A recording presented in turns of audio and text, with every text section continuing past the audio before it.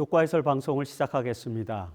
2022년도 마지막 기인 제4기의 교과도 어느덧 국화에 이르렀습니다.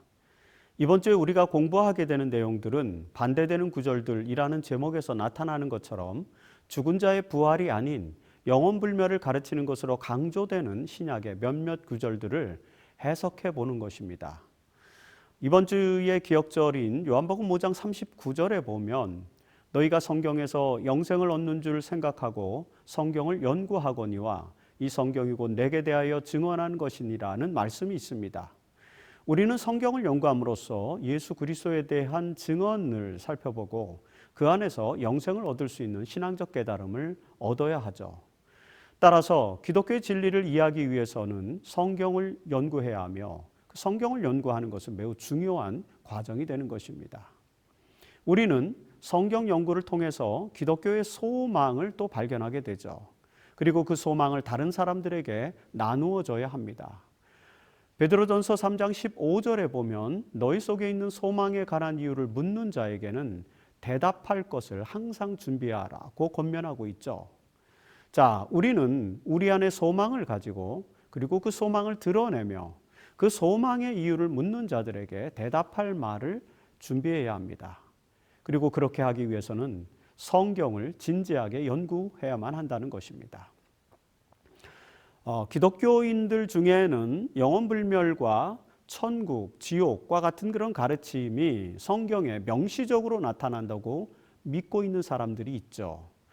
특별히 칼뱅의 영향을 받은 개혁주의 신학에서는 영혼불멸이 성경적 가르침이라고 설명하고 있습니다. 예를 들어서 웨스트민스터 신앙고백서 제32장에는 다음과 같이 명시되어 있습니다. 그 1절에서 사람들의 육체는 죽은 후 흙으로 돌아가 썩게 되나 그들의 영혼은 죽지도 자지도 않는다. 그 영혼은 불멸의 본질을 가져서 그것을 주신 하나님께로 즉시 돌아간다. 의인의 영혼은 죽을 때에 온전히 거룩해져서 지극히 높은 하늘로 영접되어 빛과 영광 가운데서 하나님의 낯을 배우며 그들의 육체가 온전히 구속될 때를 기다린다. 그러나 악인의 영혼은 지옥에 던져져서 그곳에서 고초와 흑암 가운데 지나며 큰 날의 심판 때까지 갇혀 있다. 성경은 육체와 나뉜 영혼을 위하여 이 두 장소 외에는 다른 아무것도 인정하지 않는다라고 명시되어 있습니다. 그리고 2절에 가서 자, 마지막 날에 살아있는 자들은 죽지 않고 변화될 것이다. 죽은 자들은 모두 본래와 같은 몸으로 부활할 것이다.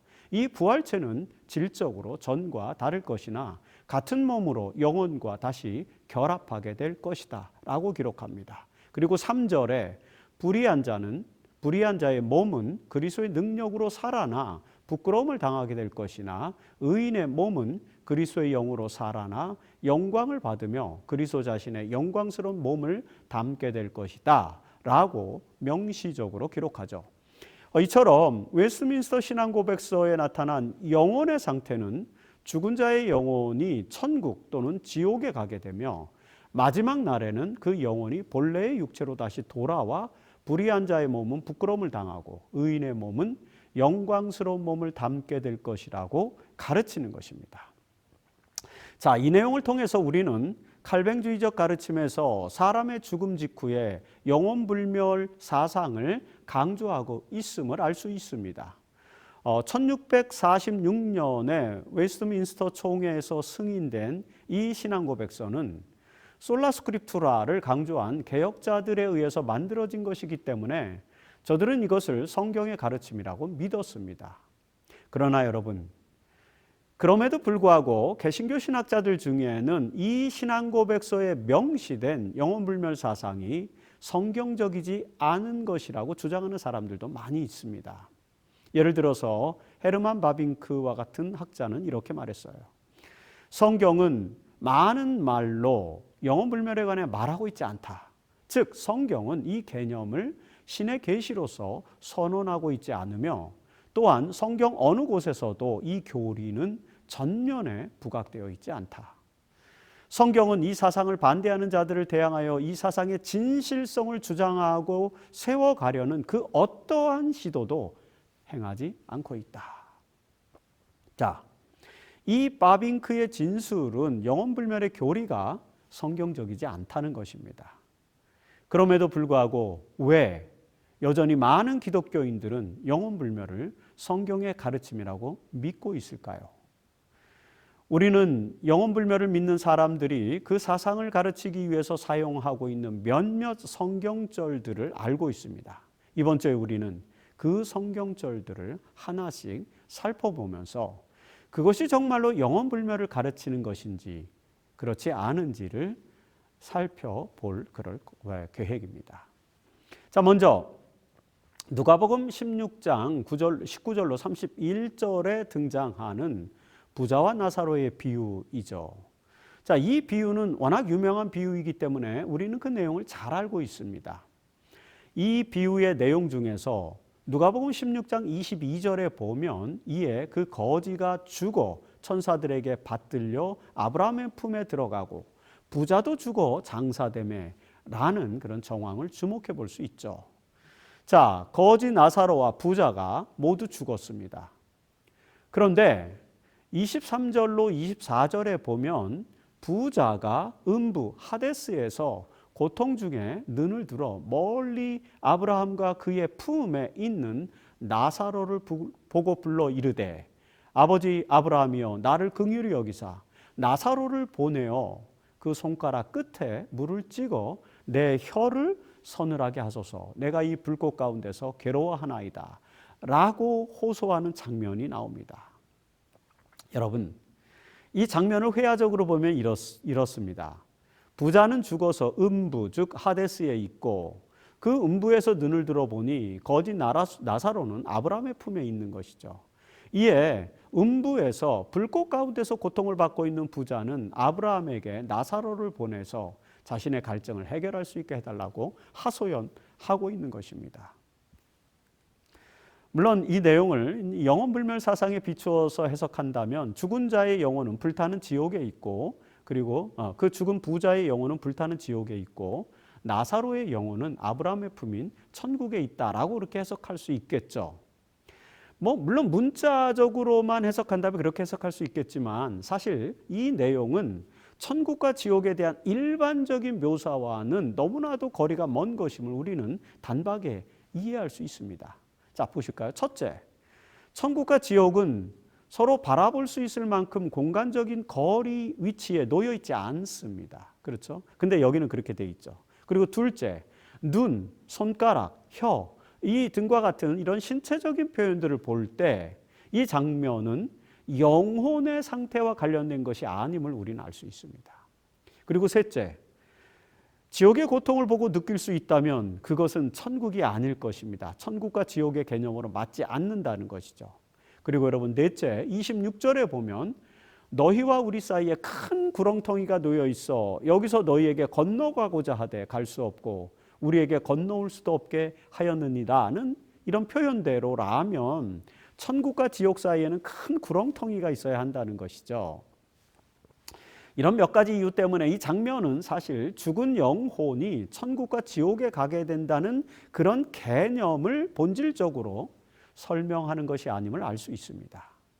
사실 이 이야기는 비유로 주어진 것이기 때문에 비유적으로 해석해야만 하죠. 그래서 신약학자인 조지 레드는 이 이야기는 당시 유대인들이 갖고 있던 생각을 이용한 비유로서 죽은 자의 상태를 가르치기 위해 기록된 것이 아니다라고 그렇게 해석해 놓고 있습니다. 여러분, 성경학자들은 이 이야기가 1세기에 유대인들 사이에서 민간 전승으로 전해져 내려오던 이야기라는 사실을 다 인정하죠. 예수님은 그 전승된 이야기를 비유로 사용해서 특별한 하나의 교훈을 지금 말씀해 주고자 의도하신 것임을 우리는 이해해야 합니다. 사실 이 이야기는 누가복음 15장과 16장에 연속적으로 등장하는 일련의 비유의 마지막 내용이죠. 자, 여기에는요, 탕자의 비유, 그리고 불의한 청지기의 비유, 그리고 부자와 나사로의 비유가 연속해서 나타납니다. 특별히 예수께서 이러한 비유들을 사용하신 배경이 누가복음 15장 1절로 3절에 나타나고 있습니다. 거기 보면 이렇게 기록되어 있죠. 모든 세리와 죄인들이 이 말씀을 들으러 가까이 나아오니 바리새인과 서기관들이 수군거려 이르되 이 사람이 죄인을 영접하고 음식을 같이 먹는다 하더라. 예수께서 그들에게 이 비유로 이르시되, 이렇게 기록되어 있어요. 자, 이렇게 이런 말씀과 더불어서 세 가지 비유를 말씀하시는 것입니다.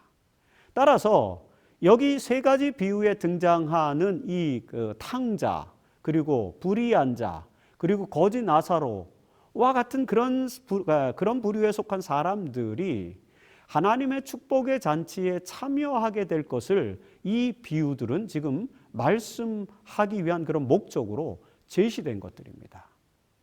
그래서 여러분, 거지 나사로는 지금 아브라함의 품에 있는 것으로 묘사되는데, 여기서 사용된 그 품, 콜포스라고 하는 헬라어 단어는 사실은 주의 만찬, 최후의 만찬을 표현하는 요한복음 13장 23절에서 예수의 제자 중 하나고 그가 사랑하시는 자가 예수의 품, 콜포스에 의지하여 누웠는지라는 그런 표현과 동일한 표현입니다. 여러분, 이 표현은 심포지엄, 즉 연회의 장면을 떠올리게 하는 그런 표현이죠. 따라서 이 이야기는 죽은 자의 상태와 연관짓는 그런 내용이 아니라, 그렇게 연관짓는 것은 예수께서 이 비유를 사용하신 용례와 맞지 않는 것임을 우리는 알 수 있습니다. 자, 부자와 나사로의 비유는 1세기 민간 전승을 가지고 지금 예수님께서 세리와 죄인들이 하나님의 연회에 참석하게 될 것을 설명하고자 하는 교훈적인 의미로 사용한 그런 비유임을 우리는 이해할 수 있습니다. 그렇게 이해한다면 이 비유가 영혼불멸의 가르침과는 관계가 없는 것임을 자연스럽게 알게 되는 것입니다. 신약에서 영혼불멸 사상을 가르치기 위해서 사용되는 또 하나의 성경절은 누가복음 23장 43절이죠. 자, 예수께서는 십자가 위에서 자신에게 축복을 구하는 한편 강도를 향해서 내가 진실로 내게 이르노니 오늘 내가 나와 함께 낙원에 있으리라고 말씀하셨습니다. 일명 가상칠언으로 알려진 이 예수의 십자가상의 말씀 중에서 7개의 말씀 중에서 두 번째에 해당되는 이 말은 예수께서 그 강도에게 오늘 낙원에 있을 것이라 말씀한 것이라고 해석함으로써 영혼불멸 사상을 설명하는 성경절로 사용되곤 합니다. 그러나 당시의 정황을 살펴볼 때 여기서 오늘 낙원에 있겠다는 이 말을 영혼불멸로 해석하는 것에는 문제가 있죠. 자, 여러분, 예수는 그날 죽으셨지만 무덤 속에 계시다가 3일 후에 부활하셨습니다. 그리고 요한복음 20장 17절에 보면 부활하신 후에 마리아에게 나를 붙들지 말라, 내가 아직 아버지께로 올라가지 아니하였노라 하고 말씀하셨습니다. 즉 예수는 그날 천국으로 가신 것이 아닙니다. 그렇기 때문에 여기 오늘이라는 이 단어는 낙원에 가게 되는 그 날을 수식하는 것이 아님을 우리는 알 수 있죠. 그리고 여러분, 여기서 나와 함께 낙원에 있으리라는 그 표현에서 사용된 낙원이라는 이 단어는 신약에서 영혼을 위한, 특별히 몸과 구별된 영혼을 위한 극락의 장소, 그런 것이라기보다는 일반적으로 구원받은 자들이 살게 되는 곳으로 나타나죠. 신약에서 이 낙원, 파라데이소라고 하는 이 단어는 3번 나타납니다. 신약 성경에서. 이 누가복음 23장 43절, 누가복음 23장 43절 이외에 고린도후서 12장 4절에서 바울이 셋째 하늘에 갔을 때 낙원으로 이끌려가서 말로 표현할 수 없는 말을 들었으니라는 그런 표현에서 나타나고요. 또 하나는 요한계시록 2장 7절에서 이기는 그에게는 내가 하나님의 낙원에 있는 생명나무의 열매를 주어 먹게 하리라는 표현에서 등장합니다. 자, 이런 표현들은 모두 에덴 동산의 장면을 떠올리게 하죠. 따라서 예수께서 약속하신 낙원은 죽음 이후에 영혼이 불멸의 몸을 입고 가게 되는 그런 곳과는 개념상 어울리지 않는 것임을 알 수 있습니다. 그렇다면 이 표현을 우리는 어떻게 이해할 수 있을까요? 자, 성경 해석학자들은 이 구절을 문법적으로 연구해서 이 오늘이라는 단어가 어떻게 연결되는지를 설명하죠. 특별히 서던 대학교의 신약학 교수인 윌슨 파로시는 누가복음과 사도행전에서 오늘이라는 단어가 모두 20번 등장하는데 그중에서 14번은 그 단어가 바로 앞에 나온 동사와 연결된다는 사실을 파악하였습니다. 그렇다면 여러분, 이 문장은 이렇게 해석할 수 있죠. 진실로 내가 내게 이르노니 오늘, 이렇게 표현되지 않습니까? 그러니까 그 오늘이라는 단어는 뒤를 수식하는 것이 아니라 앞에 동사를 수식하는 것입니다. 그래서 이렇게 재번역할 수 있습니다. 진실로 내가 오늘 내게 이르노니, 이런 말이죠. 그러니까 말하는 것이 오늘이라는 것이죠. 그리고 오늘 내가 너에게 말하노니 내가 나와 함께 낙원에 있으리라는 뜻이라는 것입니다. 자, 예수는 한편 강도에게 바로 그날의 구원의 약속, 즉 내가 나와 함께 낙원에 있을 것이라는 그 구원의 약속의 말씀을 해 주셨던 것입니다. 이렇게 성경 원어의 용례를 적용해 보면 이 구절이 죽음과 더불어 곧바로 영원히 낙원에 간다는 그런 영원불멸 사상을 설명하는 것이 아님을 우리는 알 수 있죠. 여기서 오늘이라는 단어는 약속의 말씀을 주신 그 시간을 말하는 것이지 함께 낙원에 있게 되는 시간을 의미하는 것이 아님을 우리는 이해할 수 있는 것입니다. 영원불멸의 가르침을 성경적으로 적용하고자 하는 사람들은 빌립보서 1장 21절로 24절을 또 주목하죠. 자, 빌립보서 1장 21절로 24절에서 바울은 내게 사는 것이 그리스도니 죽는 것도 유익함이라. 그러나 만일 육신으로 사는 이것이 내 이 일의 열매일진데 무엇을 택해야 하는지 나는 알지 못하노라. 내가 그들 사이에 끼어 있으니 차라리 세상을 떠나서 그리스도와 함께 있는 것이 훨씬 더 좋은 일이다 라고 이렇게 기록합니다. 이 표현에서 여러분, 세상을 떠나서 그리스도와 함께 있는 것을 죽음 후에 영원히 세상을 벗어나서 그리스도와 함께 있게 될 것으로 해석하는 사람들이 있는 것입니다. 이런 해석은 영원불멸을 강조하는 기독교 해석학자들에 의해서 일반적으로 받아들여집니다. 그러나 여러분, 이 표현이 죽음 이후에 영혼이 살아서 세상을 떠나 그리스도께로 가는 것을 말하는 것이 아님을 우리는 확인할 필요가 있죠. 자, 지금 이 구절에서 바울은 그리스도 안에서 죽는 것과 육신으로 사는 것 사이에서 고민하는 내용을 설명하고 있습니다. 빌립보서는 바울이 로마의 감옥에서 빌립보 교인들에게 보내는 편지라는 것을 여러분들은 잘 알고 있습니다. 사실 바울은 그 감옥에서 이제 그의 운명이 오래가지 못할 것을 예견하고 있었을 수도 있습니다. 자, 이런 상황에서 그리스도 안에서 죽는 것을 두려워하지 않는다는 믿음을 지금 표현하는 것입니다. 여러분, 그럼에도 불구하고 바울은 자신이 육신으로 사는 것이 여전히 보람된 일이라면 내가 그렇게 할 수밖에 없다라고 이렇게 설명하는 것입니다. 그래서 빌립보서 1장 24절에서 내가 육신으로 있는 것이 너희를 위하여 더 유익하리라고 말하면서 좀 더 살아서 빌립보 교인들의 믿음의 진보와 기쁨을 위하여 함께 있어야 한다라는 것을 지금 강조하는 것입니다. 이 말씀에서. 여러분, 이런 편지의 내용에 비추어 볼 때 바울이 세상을 떠나서 그리스도와 함께 있는 것이 훨씬 더 좋은 일이다라는 이런 표현은 우리가 그리스도 안에서 사는 것처럼 그리스도 안에서 죽어서 그분의 품에 거하고 싶은 그의 소망을 설명하는 것으로 이해할 수 있습니다. 바울은 디모데후서 4장 8절에서 나를 위한 의의 면류관이 예비되었으므로 주 곧 의로우신 재판장이 그날에 내게 주실 것이며 라고 이렇게 고백하거든요. 자, 이 내용은 상급을 받아서 그리스도와 함께 하는 것은 주의 나타나심의 때에 그 날에 이루어질 것이다 라는 것을 설명하는 것입니다. 이런 분명한 소망을 가지고 있었기 때문에 바울은 지금 당장 죽음으로써 이후에 부활을 통해서 그리스도와 함께하고 싶은 소망을 빌립보 교인들에게 강조하고 있다는 점을 이 구절에서 이해할 수 있다는 것을 우리는 살펴보게 되는 것입니다. 특별히 바울은 데살로니가전서 4장 13절로 18절에서 우리가 항상 주와 함께 있는 그때는 그리스도의 재림의 때임을 설명하고 있죠.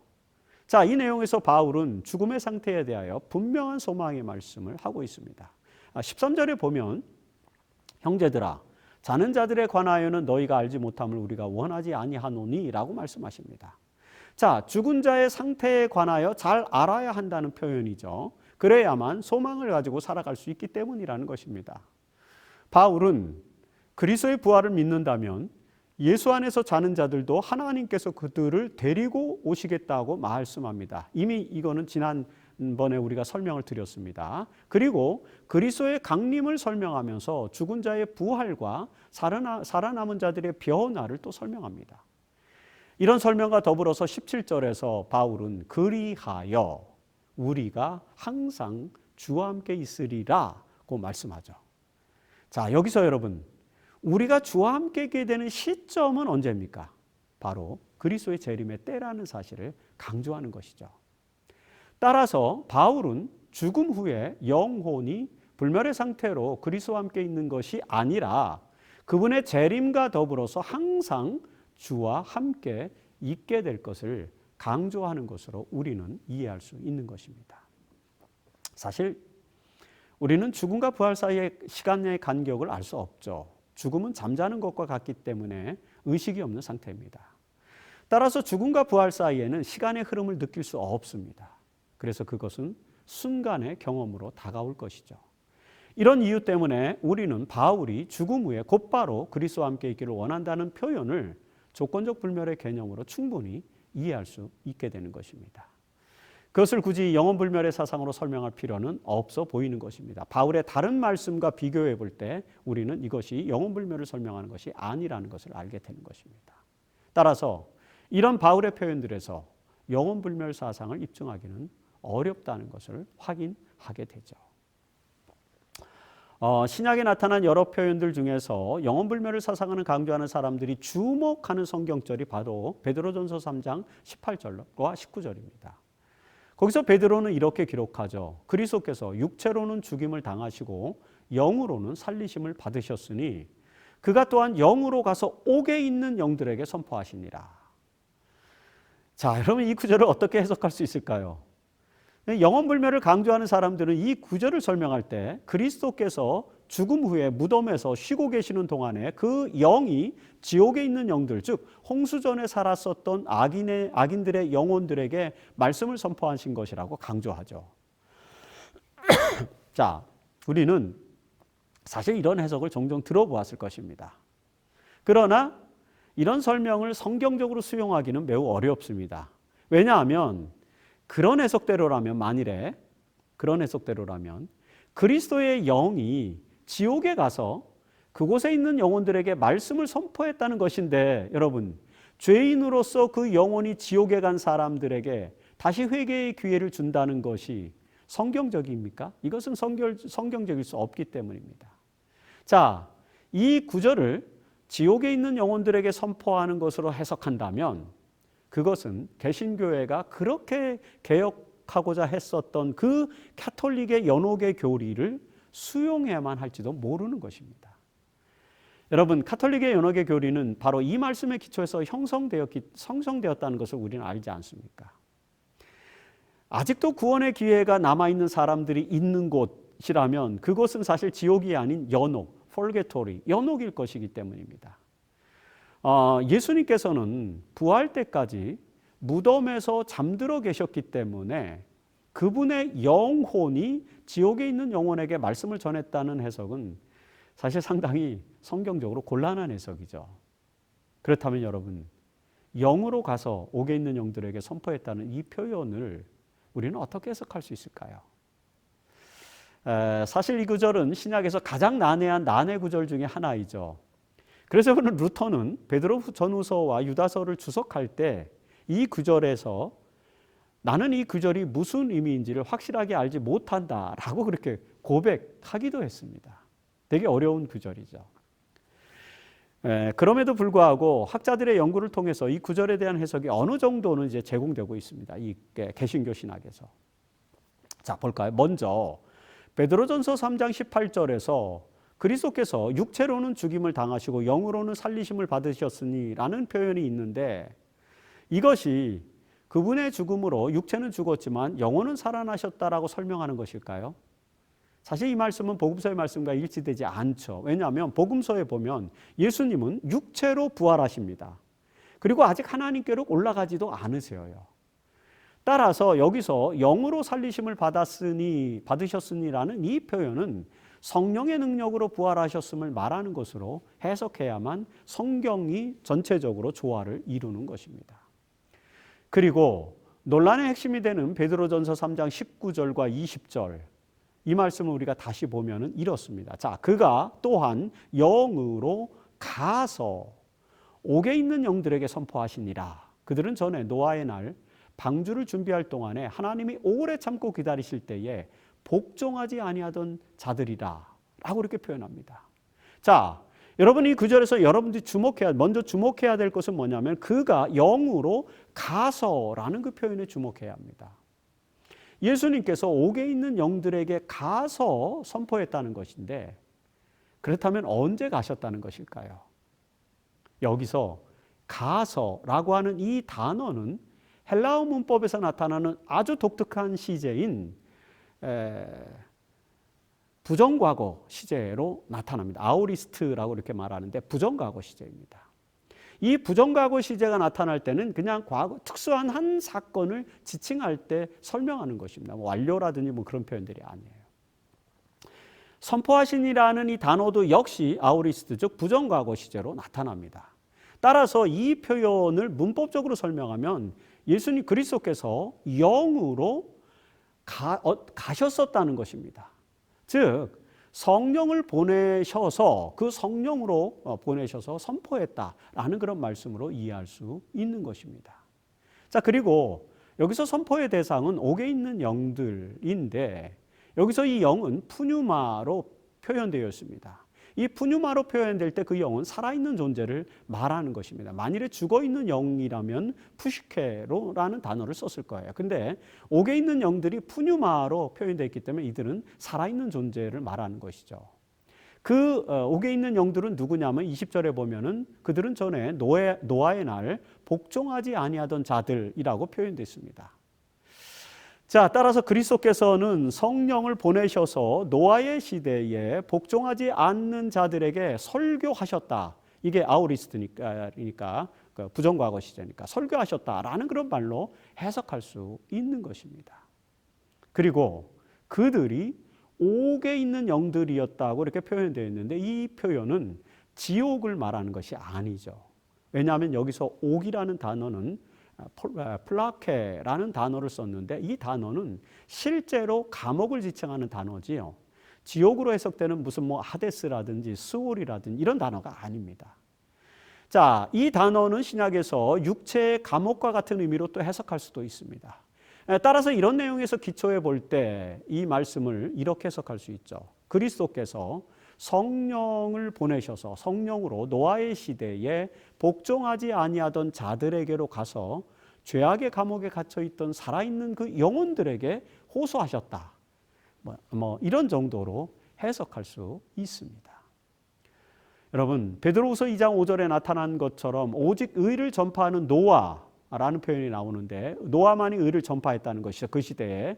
그러니까 예수님께서는 그리스도의 영을, 성령을 노아에게 보내셔서 그 노아에게로 거룩한 영을 보내셔서 회개의 기별을 복종하지 않은 그들에게 전파했다라는 그 노아 시대의 복음을 전했던 사건을 지금 설명하는 내용들로 우리는 이해할 수 있는 것입니다.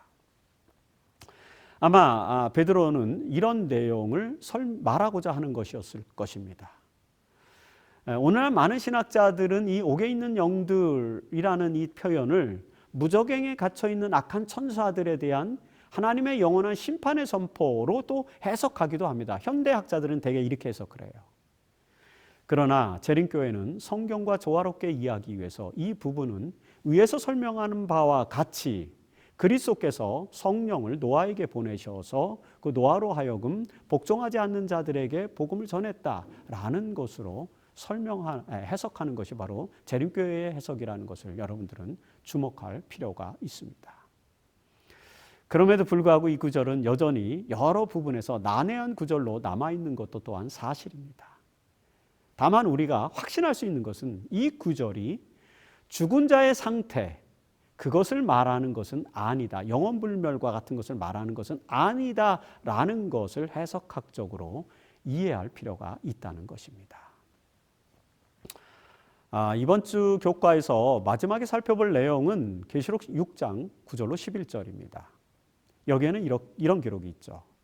다섯째 인을 떼실 때에 내가 보니 하나님의 말씀과 그들이 가진 증거로 말미암아 죽임을 당한 영혼들이 제단 아래에 있어 큰 소리로 불러 이르되 거룩하고 참되신 대주제여 땅에 거하는 자들을 심판하여 우리 피를 갚아주지 아니하시기를 어느 때까지 하려 하니까 하니 각각 그들에게 흰 두루마기를 주시며 이르시되 아직 잠시 동안 쉬되 그들의 동무 종들과 형제들도 자기처럼 죽임을 당하여 그 수가 차기까지 하라 하시더라. 자, 이 구절을 문자적으로만 보면 순교자들의 영혼이 하늘의 제단 아래에서 자신들의 고통을 신원해 주기를 바라는 것처럼 읽힐 수 있습니다. 그러나 여러분, 이 구절은 요한계시록에 나타난 예언이기 때문에 예언적 상징 언어로 읽어야만 합니다. 따라서 우리는 계시록의 상징적인 언어들을 해석하는 그런 예언 해석의 원칙에 따라서 이 부분을 주의 깊게 읽을 필요가 있습니다. 자, 먼저 이 사건은 다섯째 인을 떼실 때에 나타나는 장면이라고 기록됩니다. 요한계시록 6장에 나타난 7인의 계시는 사실 공강복음에 나타나는 마지막 때의 예언과 언어적으로 매우 유사한 내용으로 구성되어 있습니다. 자, 7인 중에서 첫 번째부터 네 번째 인까지는 마태복음 24장 3절로 14절에 나타나는 일반적인 징조들과 연결되어 있습니다. 그리고 여기 다섯 번째 인은 마태복음 24장 15절로 28절에 나타나는 큰 환난 기간과 연결되어 있어요. 그리고 여섯째 인은 마태복음 24장 29절로 31절에 나타나는 재림의 때에 나타난 아주 구체적인 징조들과 밀접하게 연결되어 있습니다. 그리고 이 여섯째 인은 요한계시록 13장부터 17장까지도 또 밀접하게 연결되어 있죠. 자, 이런 구조로 볼 때 여기 다섯째 인을 떼실 때 나타나는 이 장면, 즉 죽임을 당한 영혼들이 제단 아래서 간구하는 장면들은 사실은 큰 환난과 연결된 것, 즉 순교자들의 이미지를 상징적으로 담은 예언으로 이해할 수 있습니다. 따라서 이 구절은 죽은 자의 영혼이 하늘의 제단에 있는 것으로 그런 문자적인 해석을 하기는 되게 어렵습니다. 더군다나 여러분, 여기 나타나는 이 제단은 희생제물 드리는 번제단을 의미하고 그 제단 아래 있는 영혼들은 푸시케, 즉 죽은 영혼들을 말하는 것입니다. 따라서 이는 번제단 아래 뿌려진 희생제물의 피와 연관되어 있는 것을 알게 되는 것이죠. 여러분, 하늘에 번제단은 있지 않아요. 이 지상성소의 모형들이 하늘 성소와 연결되지만 번제단은 갈보리를 상징하기 때문에 하늘에 있지는 않습니다. 따라서 지금 여기 요한계시록 6장에 등장하는 이 장면, 제단 아래 있는 이 장면은 어떤 상징적인 그런 표현들로, 하늘에 있는 어떤 장면이 아니라 상징적인 표현들로 이해하는 것이 당연한 것입니다. 자, 그래서 성서 주석학자인 버클리는 그의 주석에서 순교자들이 쏟은 생명의 피가 하나님께 제물로 드려졌기 때문에 순교자들이 제단 아래 있는 것으로 표현되었다라고 이렇게 해석합니다. 그리고 여러분, 조지 레드도 여기에서 제단은 희생의 피가 부어진 희생제단이다, 번제단이다. 요한이 제단 아래 있는 순교자들의 영혼들을 보았다는 이 구절은 죽은 자의 상태 또는 삶과 죽음 사이에 어떤 중간지대가 있다는 생각과 아무런 상관이 없다.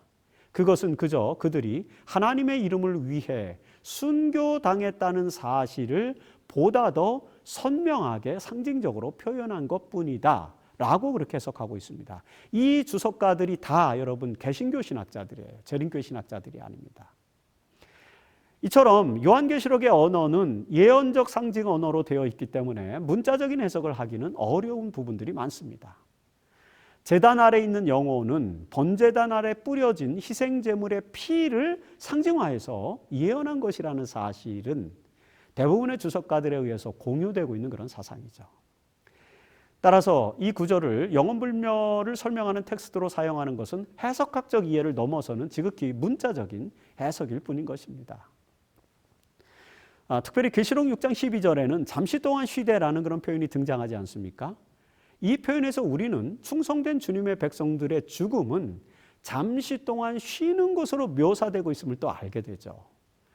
여러분, 이들은 계시록 14장 13절에 보면은 그들이 수고를 그치고 쉬리니, 죽음으로써 쉬리니 이는 그들의 행한 일이 따름이라는 것과 또 연결됩니다.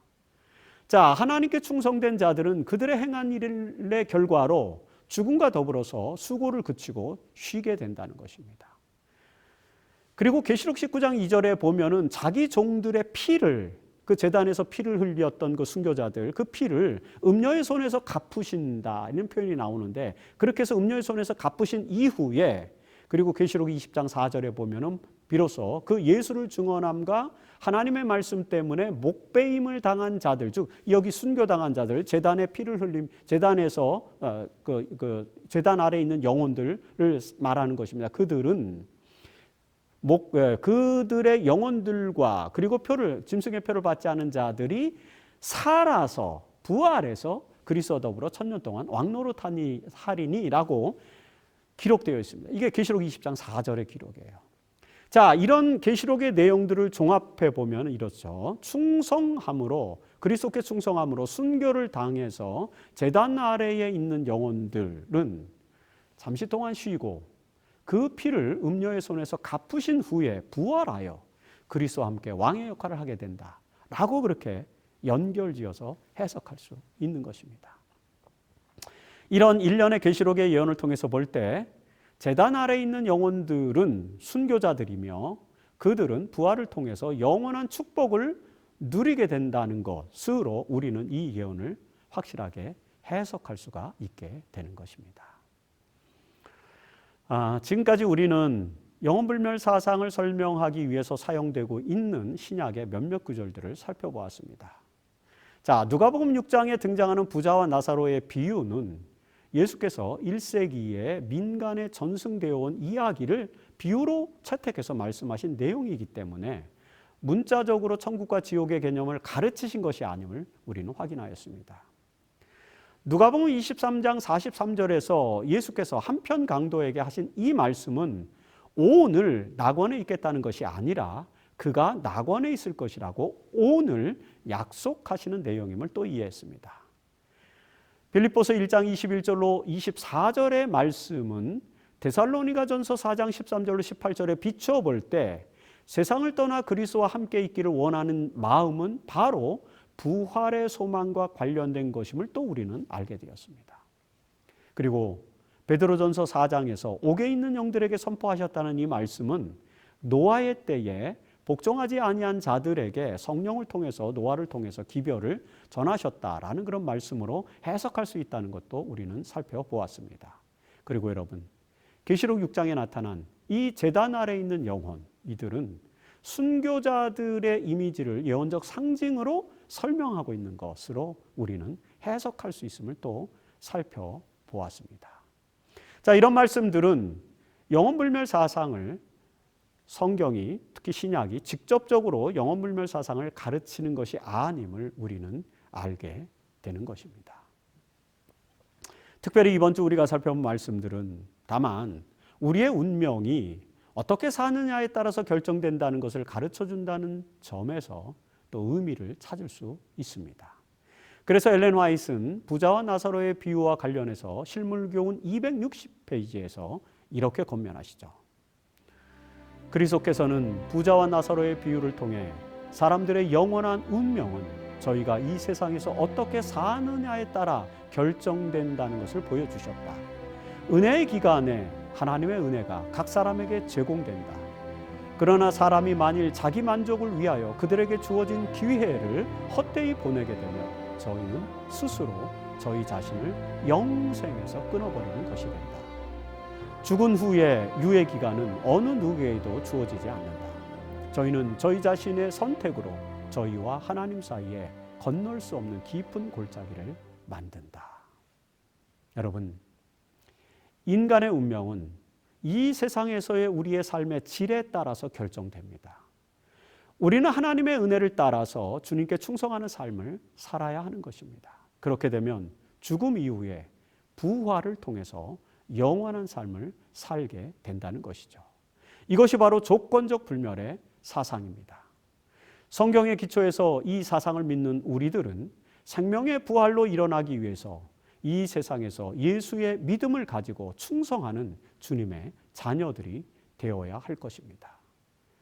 돌아오는 한 주간이 바로 그런 충성스러운 삶을 실현하는 여러분들의 경험의 시간이 되기를 바라면서 오늘 교과 해설 방송을 마치겠습니다.